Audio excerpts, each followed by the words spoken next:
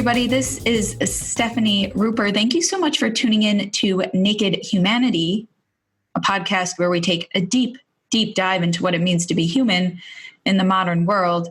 Today is episode number 42X, and I am responding to a listener question about what to do with her life. So this is actually a question that I field often. One of the more common questions that I get, and it's not obviously directly related to philosophy, but where there's a will, there's a way, and I will do it today.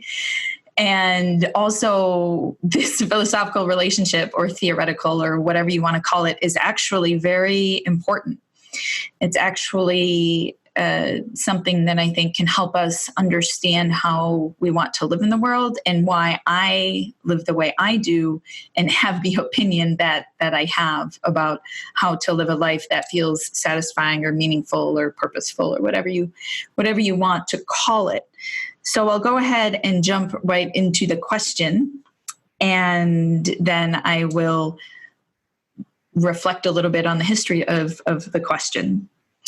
So Luciana writes, "Hey, Stefani, I'm at a time of my life where I feel a lot of pressure to decide what to, quote, do with my life.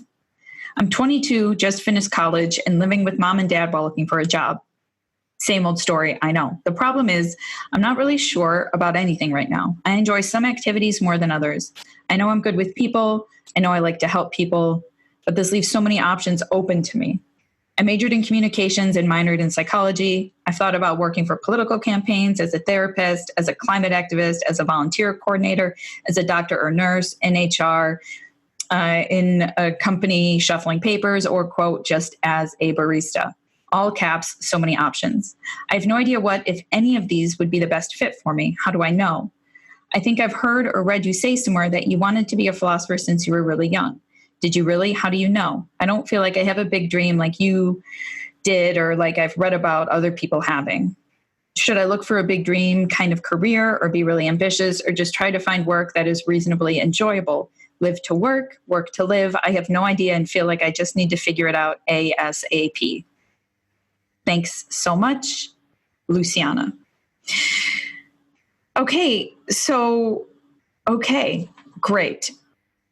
This is, again, a question that I field very often, and it's very important. And you're right that I have a very specific instance, a very specific way of relating to this question. And I think a lot of people do.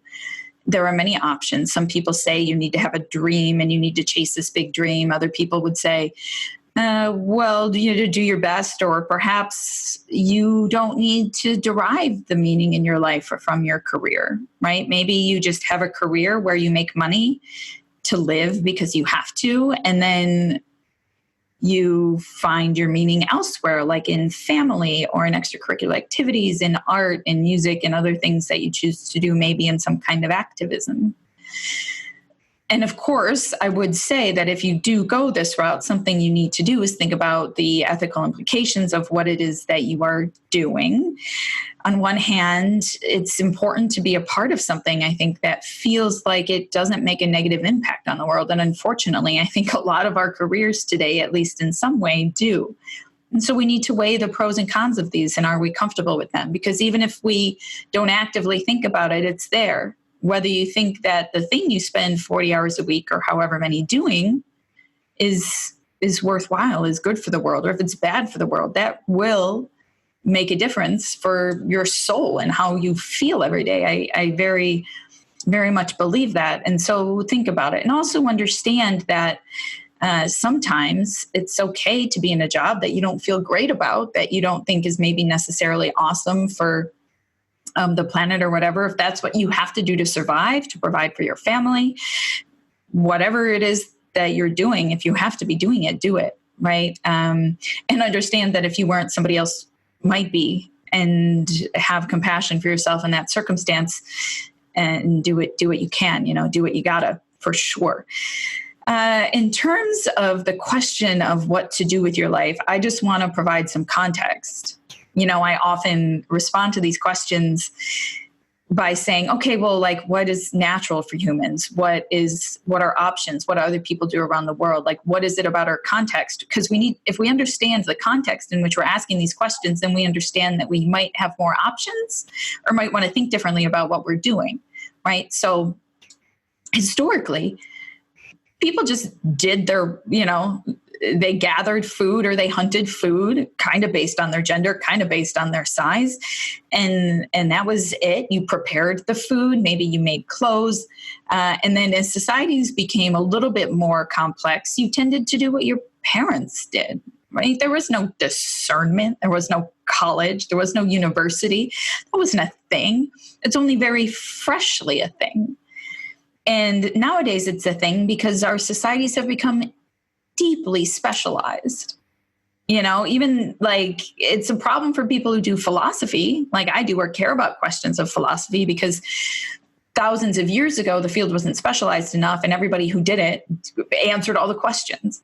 And now you have to, when I tell somebody that my PhD is in the study of religion or whatever, they say, oh, like what specific person at what specific time, at what specific period in their life, and with which specific analytical tool are you approaching it, and with which specific interlocutors?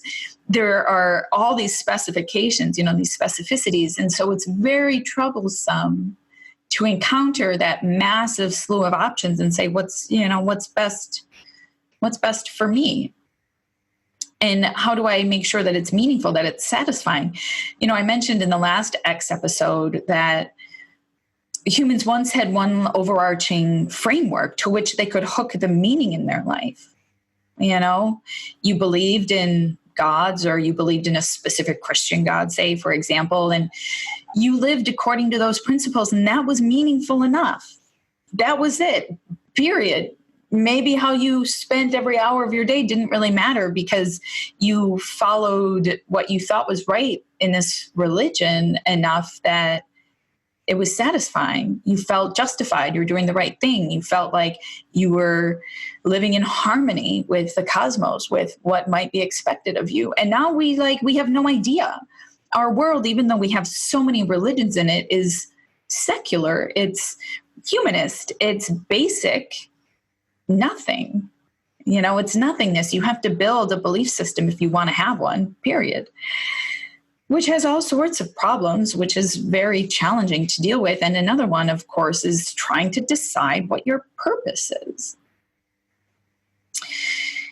And some people grew up playing golf from the time they were 3 or dancing from the time they were 2 and this sort of thing. And they had instilled in them a passion, and that's fine. We're not all like that. I think, in fact, the vast majority of us aren't. And even I, who tell this story about how I wanted to be a philosopher when I was 4 years old, still toyed with many, many different options in the meantime and wandered away from the path and came back to it, wandered away and came back. And that's, I think, a part of it. It's almost like a marriage, the commitment and the questioning, or religion, and the questioning and coming back to it, for me personally. So I wouldn't say necessarily that you need to find a dream thing, but I would say that we all do tend to have some aptitudes, that is, some things that we're better at than others, do tend to have some sort of things that we enjoy more than others, or things that we find meaningful, right? And so look for intersections between, I would recommend, things that you tend to be good at, things that you tend to find meaningful, and things that you can get paid money to do. And you may lean more heavily into one area than the other, and in which case you can fill your extracurricular life with the things that it lacks, right? Or just get paid to do whatever and do something in your quote unquote extracurricular time. We ask this question, like, what do you do when you meet new people? And it's code for what's your job. But what do you do could also be like, how do you spend your time? What sort of impact are you trying to make on the world? How are you walking in the world? And that can involve income, or it doesn't necessarily have to. I personally, the vast majority of the stuff that I do makes zero money, zero. less than zero money. Books that I'm working on might someday make me money. Things that I study, podcasts that I produce. This podcast is zero money. I make zero money on this podcast, which is totally fine by me, because it's how I choose to do. It's what I want to do in the world. And unfortunately, we are saddled with this choice, but also fortunately, and also like I mentioned in the last episode 41X, with that choice comes some freedom and comes some responsibility. And these are just the trade-offs that we have to learn to embrace. We have to let go of wishing that a purpose or a passion was handed to us when we were kids. And we have to find our ways, but we also don't have to put pressure on ourselves. We just need to, I think it's very important that we answer the question, what do you do? Not necessarily about our jobs, but how we live in the world in a way that feels meaningful, that cares, that interacts with the world in a way that is healthy and caretaking. So those are some things to ponder, Luciana, and anybody else who is in these processes of discernment. And I will also say to anybody who's listening and young, these processes of discernment don't come to an end. When you reach a certain point, when you decide what career you want to do, we're constantly reevaluating, thinking about promotions, thinking about career changes, new jobs, new cities, new ways of doing things, all that sort of stuff. So let us all keeping on this journey. I do have some wrap-up notes. The winner of this week's book giveaway was also the person who submitted a question to ask. Luciana was the winner, which is very exciting, very fun, serendipity. So 2 things. If you want to submit a question to the podcast, very easy. On Instagram, click my bio, click the link, find the link, submit a question, or go to stephanirupert.com/form and you can submit it anonymously, or you can leave your name if you want. I know that these questions can be kind of deep, kind of personal, and I want to provide a platform for you, if you so want, to say whatever you want. You don't even need to ask a question, just say something and I'll read it and respond. Just so long as it's kind of thoughtful or kind of deep or something at all tangentially related to trying to make sense of our existence here, trying to cope with being human, which is what we're all ultimately doing, whether we call that religious or spiritual or philosophical or what. That's what we're all doing here, whether we like it or not. So do please submit a question. You can also just get at me at email or any of the social media platforms. And of course, if you want to write a review, take a screenshot of it and email it to Stefani@nakedhumanity.org, or send it to me, DM it to me on any of the social platforms. I will also be more than happy to enter you into a drawing for a free book. So thank you all so much for tuning in. You know where to get at me. This has been episode number 42X of Naked Humanity. Thank you so much for tuning in. I will talk to you next week.